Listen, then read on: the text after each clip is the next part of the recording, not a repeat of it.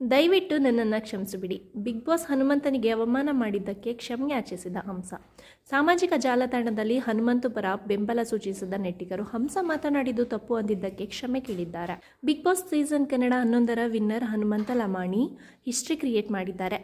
10 ಸೀಸನ್ಗಳಲ್ಲಿ ಯಾರೂ ಪಡೆಯದಷ್ಟು ವೋಟ್ಗಳು ಅಂದರೆ 5 ಕೋಟಿಗೂ ಹೆಚ್ಚು ವೋಟ್ಗಳನ್ನು ಪಡೆದು ವಿನ್ನರ್ ಟ್ರೋಫಿ ಹಿಡಿದಿದ್ದಾರೆ. ಆದರೆ ಹನುಮಂತ ಗೆಲುವು ಹಲವರಿಗೆ ಬೇಸರ ತಂದಿದೆ. ಸಿಂಪತಿ ಕಾರ್ಡ್, ಜಾತಿ ಹೇಗೆ ಏನೋ ಹೇಳಿ ಸಂದರ್ಶನದಲ್ಲಿ ಮಾತನಾಡಿದ್ದಾರೆ. ಹನುಮಂತು ಪರ ನಿಂತ ನೆಟ್ಟಿಗರು ಯಾರೆಲ್ಲ ಈ ರೀತಿ ನೆಗೆಟಿವ್ ಪ್ರಚಾರ ಮಾಡ್ತಿದ್ದಾರೆ ಅವರಿಗೆ ಕ್ಲಾಸ್ ತೆಗೆದುಕೊಂಡಿದ್ದಾರೆ. ನಿಜಕ್ಕೂ ಇಲ್ಲಾಗಿದ್ದೇ ಬೇರೆ. ಸಂದರ್ಶನವೊಂದರಲ್ಲಿ ಎಲಿಮಿನೇಟ್ ಆಗಿ ಬಂದಿರುವ ನಟಿ ಹಂಸ ಹನುಮಂತ್ ಬಗ್ಗೆ ಮಾತನಾಡಿದರು.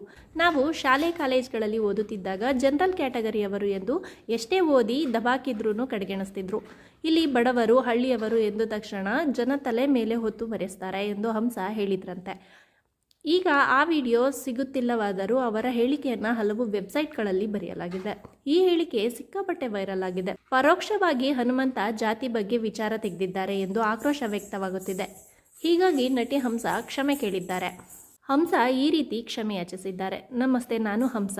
ನಾನು ಒಂದು ಚಾನಲ್ನಲ್ಲಿ ಕೊಟ್ಟ ಸಂದರ್ಶನದಲ್ಲಿ ಹೇಳಿರುವ ಒಂದು ಮಾತು ತುಂಬ ಕಾಂಟ್ರವರ್ಸಿ ತಿರುವು ಪಡೆದುಕೊಂಡಿದೆ. ಖಂಡಿತ ನನ್ನ ಮಾತಿನ ಅರ್ಥ ಅದಾಗಿರಲಿಲ್ಲ. ಕೆಲವರು ಅದನ್ನು ಬೇರೆ ರೀತಿಯಲ್ಲಿ ಅರ್ಥೈಸಿಕೊಂಡು ಬೇರೆ ಬೇರೆ ತಿರುವುಗಳನ್ನು ಕೊಡುತ್ತಿದ್ದಾರೆ. ನನ್ನ ಮಾತಿನಿಂದ ಯಾರಿಗೆಲ್ಲ ಬೇಸರ ಆಗಿದೆ ಅವರಿಗೆ ನಾನು ಕ್ಷಮೆ ಕೇಳುತ್ತಿದ್ದೇನೆ. ದಯವಿಟ್ಟು ನನ್ನನ್ನು ಕ್ಷಮಿಸಿಬಿಡಿ. ದೊಡ್ಡ ಮನಸ್ಸು ಮಾಡಿ ನನ್ನನ್ನು ಕ್ಷಮಿಸಿ. ಈ ವಿಚಾರವನ್ನು ಇಲ್ಲಿಗೆ ಬಿಟ್ಟು ಬಿಡಿ ಎಂದು ಹಂಸ ಮಾತನಾಡಿದ್ದಾರೆ. ಬಿಗ್ ಬಾಸ್ ಮನೆಗೆ ವೈಲ್ಡ್ ಕಾರ್ಡ್ ಎಂಟ್ರಿ ಕೊಟ್ಟ ಯಾವ ಸ್ಪರ್ಧಿಯೂ ಫಿನಾಲೆ ವಾರಕ್ಕೆ ಬಂದಿಲ್ಲ ಹಾಗೂ ವಿನ್ನರ್ ಟ್ರೋಫಿ ಹತ್ತಿರವೂ ಸುಳಿದಿಲ್ಲ. ಆದರೆ ಈ ಸಲ ರಜತ್, ಕಿಶನ್ ಮತ್ತು ಹನುಮಂತ ಫಿನಾಲೆ ವಾರಕ್ಕೆ ಕಾಲಿಟ್ಟು 3ನೇ ಸ್ಥಾನದಲ್ಲಿದ್ದ ರಜತ್ ಖುಷಿಯನ್ನು ವ್ಯಕ್ತಪಡಿಸಿದ್ರು. ಆದರೆ ಹನುಮಂತ ಮೊದಲ ಸ್ಥಾನ ಪಡೆದಿದ್ದು ಸ್ಪರ್ಧಿಗಳಿಗೆ ಶಾಕ್. ಆದರೆ ಜನರಿಗೆ ಈ ಗೆಲುವು ಗೊತ್ತಿತ್ತು.